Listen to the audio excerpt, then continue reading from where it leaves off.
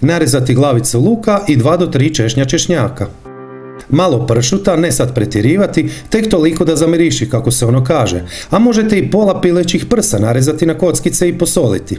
Međutim, možete izostaviti meso, odlučite sami, ali preporučujem da napravite baš sve kao i ja u ovom video receptu. 3 krompira srednje veličine ogulite i narežite na kockice, 2 žumanjka, 1 mrkva, vrlo malo korijenastog povrća, korijena celera i peršina, te 250 grama šparoga. Preporučujem naravno da stavite šparoge jer su posebnog okusa i pune antioksidansa, ali u nedostatku ili ako ćete ovaj recept gledati kada nije sezona šparoga, dodajte oko 150 grama zamrznutog graška. U dobro zagrijani lonac dodajte malo ulja. Minutu, 2.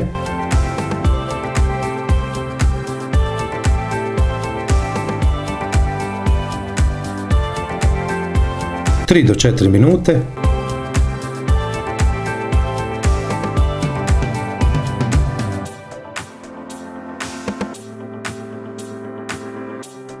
Pet minuta.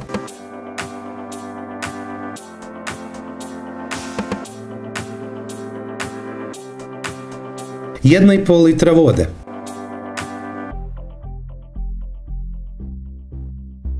Pričekajte da zakuha.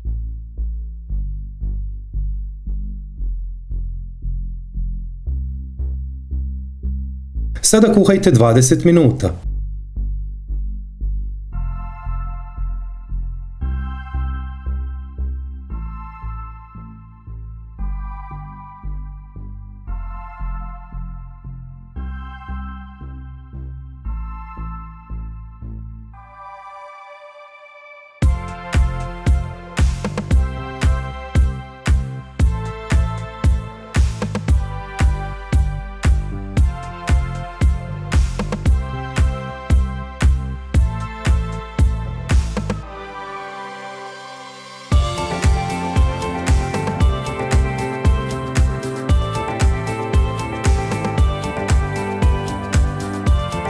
Malo papra, soli, po želji opcionalno možete dodati i malo mješavine začina ili dodajte još malo soli.